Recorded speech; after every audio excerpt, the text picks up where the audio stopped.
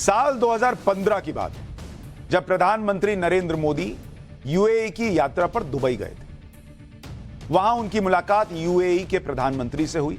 इस यात्रा के दौरान यूएई की सरकार ने पीएम मोदी की पहल पर एक हिंदू मंदिर बनाने के लिए अबू धाबी में जमीन लीज पर ली।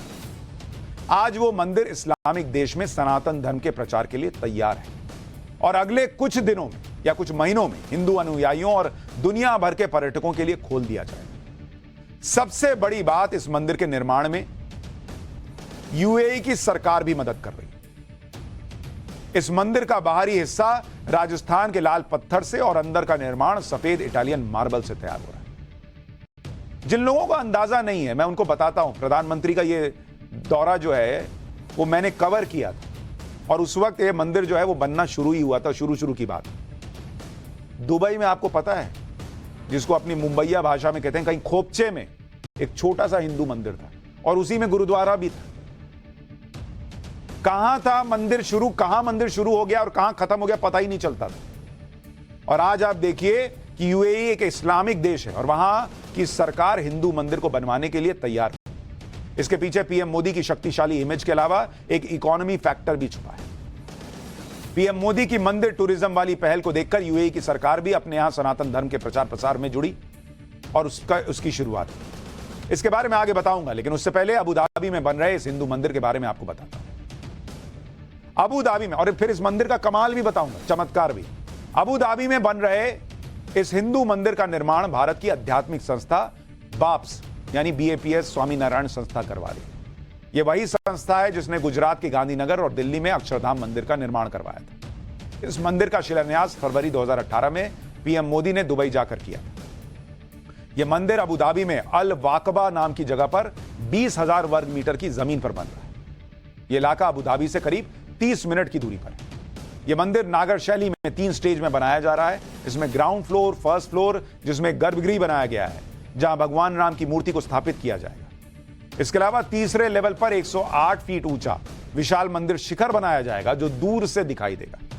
यह मंदिर अबू धाबी के नजदीक रेगिस्तान के इलाके में बनाया गया, इसलिए मंदिर के चारों तरफ 150 सेंसर्स लगाए गए जो भौगोलिक हलचल के बारे में अलर्ट कर दें। इस मंदिर का निर्माण काम लगभग पूरा हो चुका है। अब फिनिशिंग टच दिया जा रहा है। इसे अगले साल फरवरी के महीने में खोल दिया जाएगा। इस मंदिर में दिल्ली के अक्षरधाम की तरह पूजा स्थल के अलावा प्रार्थना हॉल, प्रदर्शनी हॉल, सिनेमा हॉल भी होंगे ताकि दुनिया भर में से आने वाले लोग सनातन धर्म से जुड़ी जानकारी को आसानी से समझ सकें। इस मंदिर को बनाने में करीब 900 करोड़ रुपए का खर्च आया है, लेकिन एक इस्लामिक देश में जहां मूर्ति पूजा को, भाई उनके हिसाब से तो ये काफिर लोग करते हैं, लेकिन वहां मंदिर भी बन रहा है, वहां मूर्तियां भी स्थापित हो रही है। रेगिस्तान में निर्माण के हिसाब से यह लागत बहुत कम है, जिसके बारे में मैंने आपको बताया 900 करोड़। इसके बारे में भी बताऊंगा, लेकिन मंदिर के लिए लीज में दी गई जमीन की शर्त के बारे में सुनेंगे तो आपको भारत की सनातन शक्ति पर गर्व महसूस होगा। जमीन की लीज देते हुए यूएई सरकार ने कहा कि जब तक आकाश में सूर्य उदय होता रहेगा तब तक यह जमीन मंदिर के ट्रस्ट के पास रहेगी। रेगिस्तान में निर्माण लागत बहुत ज्यादा आती है क्योंकि इसके लिए रेतीली जमीन पर स्ट्रक्चर यानी बुनियादी ढांचा खड़ा करने की लागत बहुत बढ़ जाती है।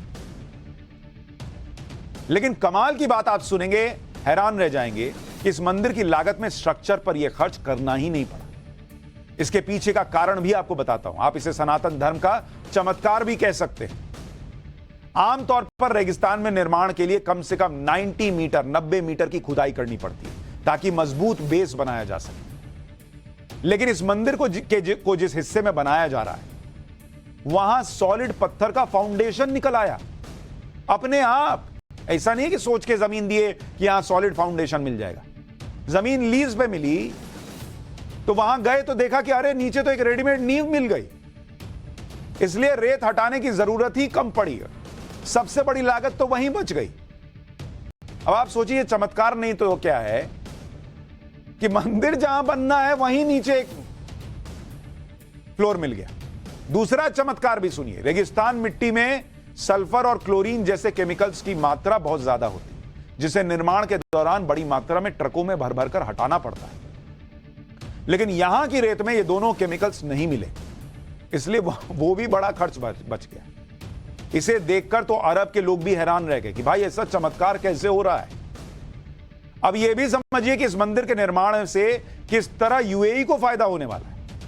दरअसल जिस तरह दुनिया भर में इलेक्ट्रिक गाड़ियों की मांग बढ़ रही है, भारत भी पेट्रोल डीजल पर निर्भरता कम करने के लिए एथेनॉल से चलने वाली कार बना चुका है। तेल पर अपनी निर्भरता कम करते हुए इलेक्ट्रिक गाड़ियों पर शिफ्ट हो रहे हैं लोग। उसे देखते हुए अरब देशों की तेल से होने वाली कमाई अब कम होती चली जाएगी। इसी चिंता में अरब देश अपनी इकोनॉमी को बनाए रखने के लिए टूरिज्म पर धीरे धीरे शिफ्ट हो रहे हैं। यूएई दुनिया का 8वां सबसे बड़ा तेल उत्पादक देश है।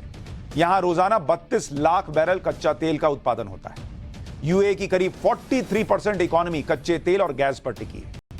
यूएई की चिंता इस बात को लेकर है कि 2014 में कच्चे तेल के दाम लंबे समय तक ऊपर नीचे होते रहे, जिसकी वजह से यूएई की अर्थव्यवस्था 4.5% से गिरकर 3.5% पर हो गई। इस 1% की गिरावट ने हड़कंप मचा दिया। वहां अकेले दुबई में रियल एस्टेट को बहुत बड़ा नुकसान हुआ, क्योंकि दुबई में विलास और फ्लैट्स की बिक्री में 10% यानी 10% की अचानक कमी आ गई। इस तरह की घटनाओं के बाद यूएई सरकार ने 2021-30 तक के लिए 100 लाख करोड़ रुपए की एक पर्यटन नीति तैयार की। इसमें मंदिर और धार्मिक स्थानों के निर्माण के लिए 2693 करोड़ रुपए का अलग से फंड तैयार किया। मतलब उनको समझ में आ गया कि खाली तेल बेच के काम चलने वाला नहीं है, दुनिया बदल रही है, इसमें तो हमारा ही तेल निकल जाएगा।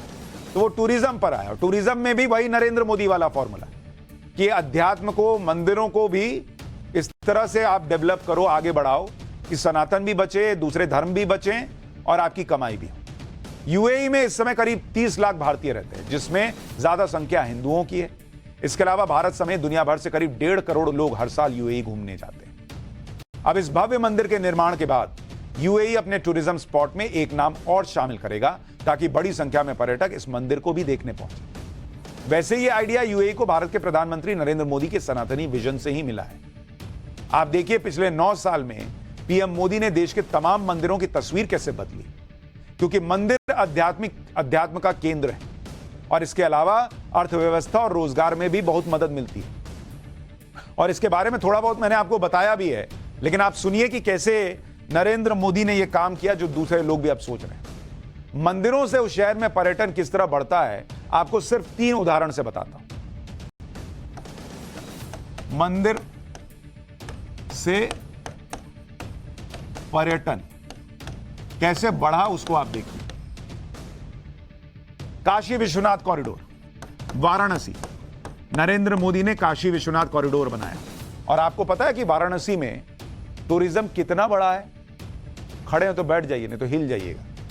1000%, 1000% टूरिज्म बढ़ गया है काशी विश्वनाथ कॉरिडोर बनने के बाद। उज्जैन में आपको याद होगा कि महाकाल कॉरिडोर बना। उस महाकाल कॉरिडोर के बनने के बाद जो पर्यटकों की संख्या बढ़ी, वो कितनी बढ़ी आपको पता है? 1796%। जो 4 धाम, केदारनाथ में रिनोवेशन वगैरह हुआ, उस 4 धाम में पर्यटन कितना बढ़ गया आपको पता है? 100%। ये है बॉस नरेंद्र मोदी का आइडिया। सनातन भी मजबूत करो, देश की अर्थव्यवस्था भी मजबूत करो। और अब इसी फॉर्मूले पे लग रहा है कि अरब देश भी चल रहे हैं।